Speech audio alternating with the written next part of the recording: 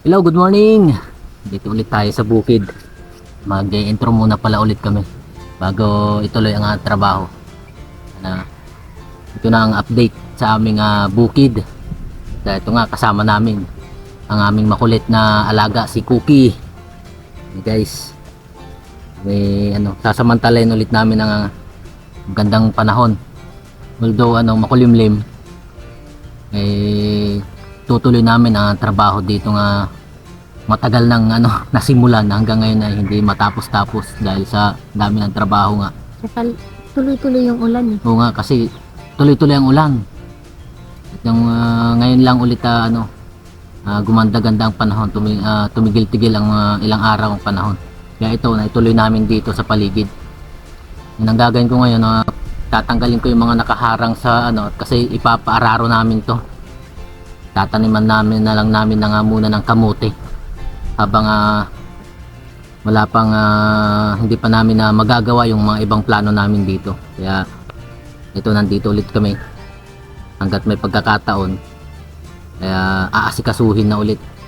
Kaya samahan nyo ulit kami ngayong video na ito sa mga gagawin namin kasama ang aming makulit na si Cookie at si Kumare.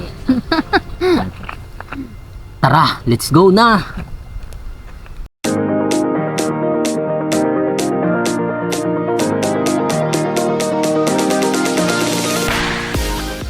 Ayan. Ito na ang ating nagawa na linisan dito.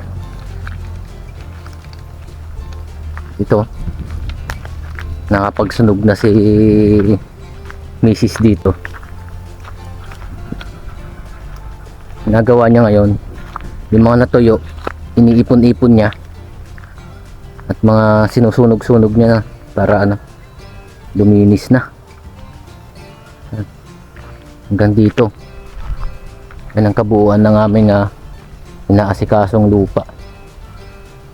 Yung mga tanim na saging nasira sa bagyong uwan at ito pa, yan pa ang namin, ibang babalikan-balikan pa. At ito ang gagawin ko ngayon. Ito yung ginagawa ko ngayon pala. Ito ang ginagawa ko ngayon. Yan. Puputulin ko yan, tatanggalin ko yan para mga nakaharang na yan. Kasi mula doon sa taas na yan ay ipapaarado namin. Yan, yung malinis na yan. Gandun sa dulo ng malinis na iyon. At yung sabi ng mag-aarado ay kailangan matanggal tong mga ng saging, puno ng saging na natira na iyan. Pero yung daw, mga nakatayo pa, wag na lang daw muna at sayang naman, baka mapabunga pa natin yung mga lang, mga natirang mga puno. Ayan ang tawag dyan, ugat-ugat nila. Yan ang mga pinapatanggal sa amin. Sana maasikaso na natin ng tuloy-tuloy. Sana nga hindi na mag-uulan para tuloy-tuloy na rin ang trabaho dito. Then ito nga ang tatanggalin ko ngayon. Puputol-putulin ko na at hakutin namin para masibak at panggatong, mapapakinabangan pa. Okay, let's go. Yun, tara. At kanya-kanya na nga kami ng trabaho ni Mrs. Ito nga, puputulin ko, lalagariin ko. Medyo mapurol pa naman itong lagari ko, hindi pa napapahasa. Tara, trabaho na muna tayo.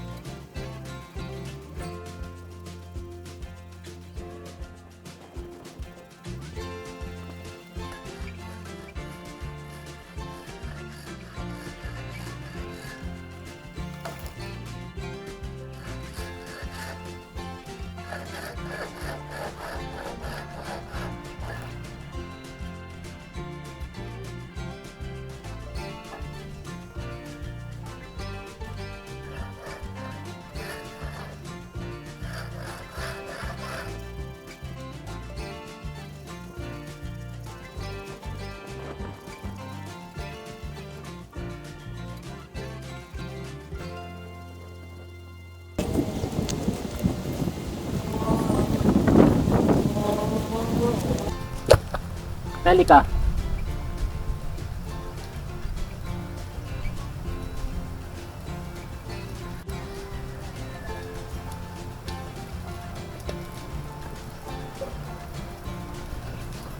Buhatin ko to, tapos ilagay mo dyan, no? Ilagay sa ilalim. Tulak mo lang dyan. Yung ano na yan.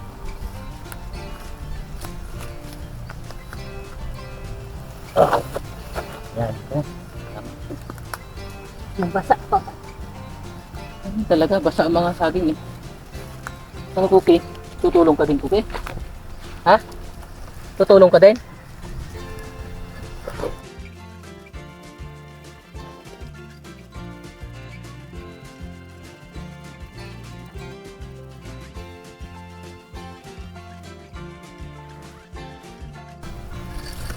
Ano yan? Ito.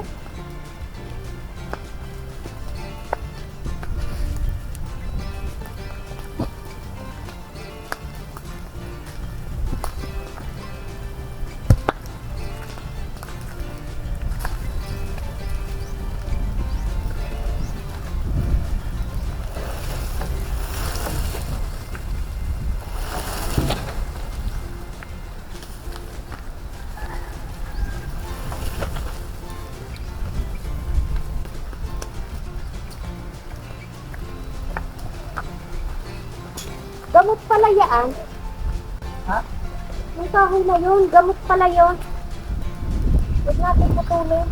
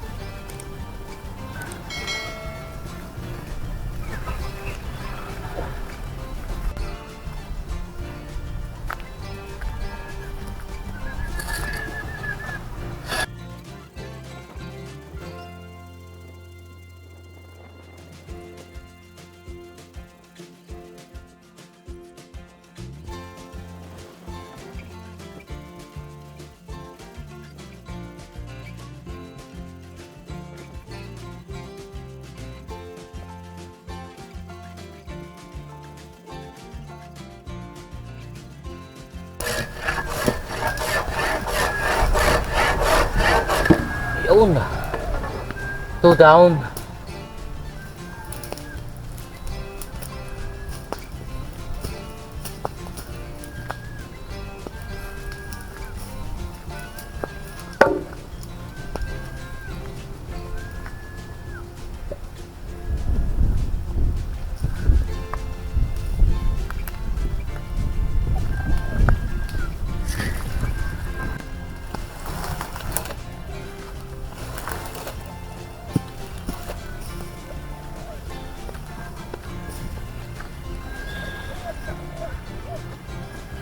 Tignan mo nga doon sa camera mo kung pag ganito nakatayo ako ay ano, kita pa ang ulo ko.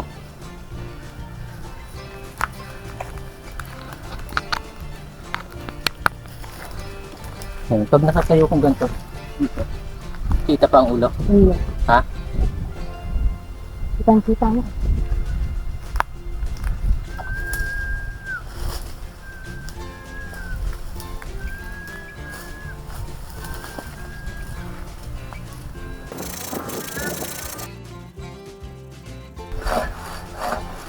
Huwag naman sana umulan.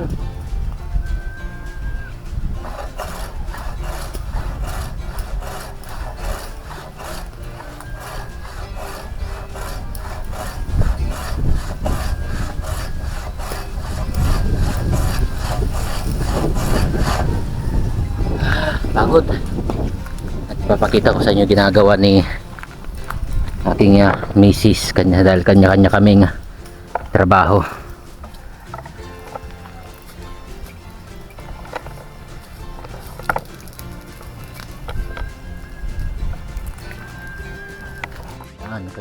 ginagawa.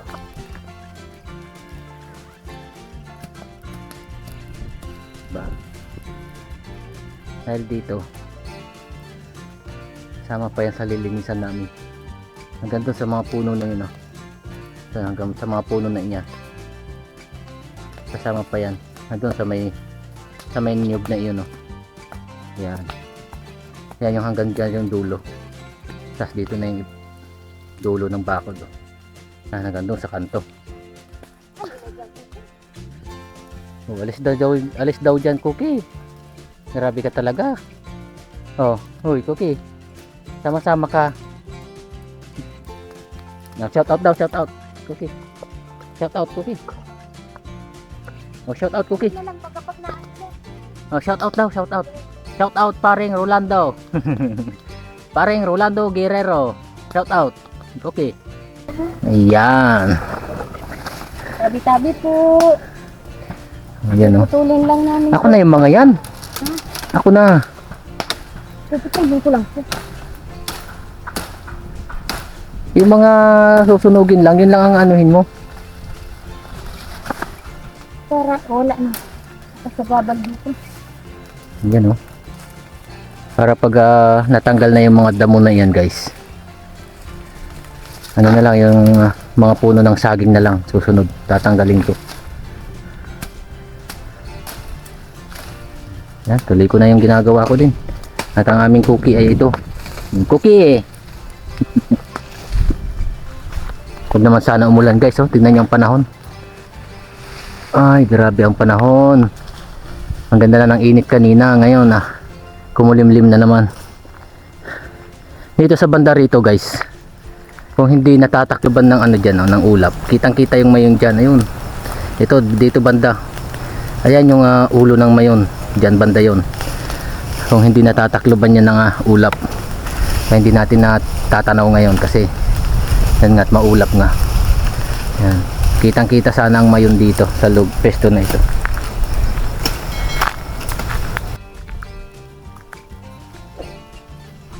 Uy, ang dami nyo na dyan. Mga magam.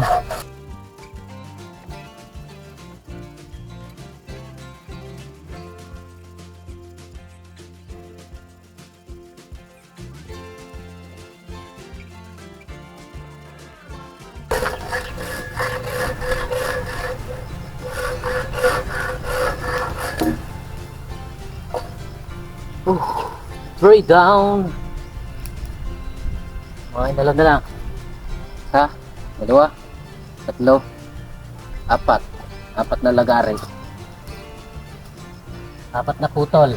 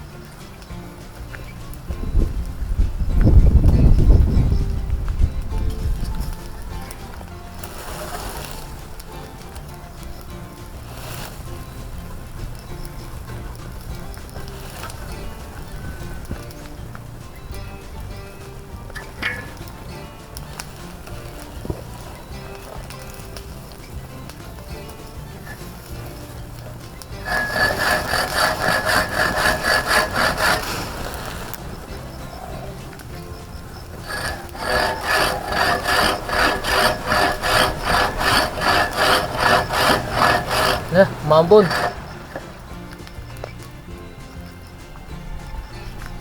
Oh my goodness, umaambon guys, umaambon. Post muna natin, post.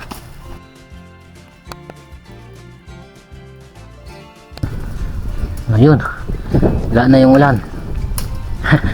Panira talaga ang ano, panira talaga ang ulan na. Ha? Tama lang talaga ng tuloy ko. Oo. Ay, mag-ano. Si Mrs. oh. Kanyang sinusunog. Yan. Ito, susunugin pa namin yan. Pag natanggal ko tong kahoy na to.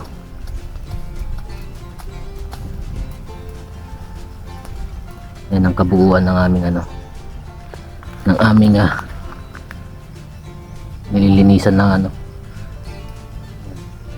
Ayan, sa mga paragilid na yan guys, oh. Ito. Yung gilid na yan hanggang doon sa dulo, nasa dulo na yan. Yan yung mga tanim ni Mrs. na kadyos o tabyos sa Tagalog. Ayan, kadyos dito sa Bicol. Ayan, yan. Ito mula dito hanggang doon sa dulo na yun. Mga 20 na puno yan dati. Eh nung nagdaan ng bagyo, ayan, nagkamatay yung iba, natumba kasi, nabuwal. Ayan na lang ang mga nakasurvive. Ayan, mamaya ipapakita ko bago kami magtapos na nga mag video dito.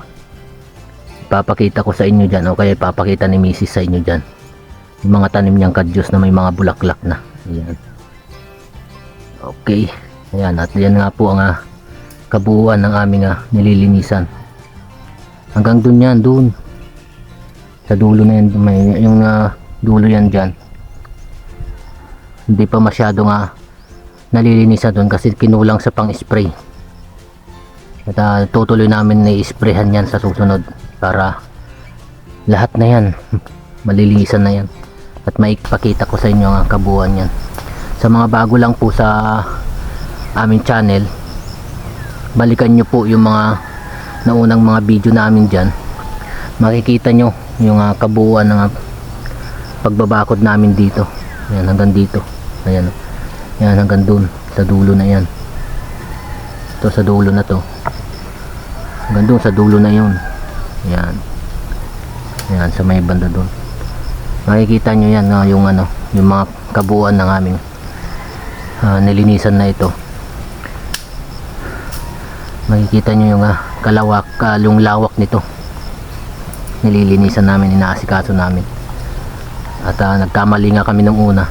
Dapat ganito na ginawa namin nung una pa. Pina-sprayhan sana na namin para mabilis mamatay, matanggal ang damo. Ayun ang sabi nung nag-offer sa amin na araruhin na lang daw muna niya. Kung gusto namin, araruhin daw muna niya at taniman muna ng kamote, yung kamuting baging dito sa taas, at dun sa baba naman ay kamuting kahoy. Sabi namin hanggat wala pa naman yung hindi pa naman namin gagawa yung talagang project namin dito, ay sige muna para hindi naman matenggan o hindi naman sayang yung mga nagastos natin dito pagpapalinis, pagpapatrabaho. Kahit pa paano mataniman na nga kamote, may aanihin tayo. Ayan, sarap pa naman ng kamote guys, lalo pag nag-uulan. Ayan, at nag-aambon nga na naman. Itutuloy ko na ulit to para pag natapos namin yan makakapagawa naman ng ibang trabaho dito guys. Sana hindi tumuloy itong ulan na to, pero maambon.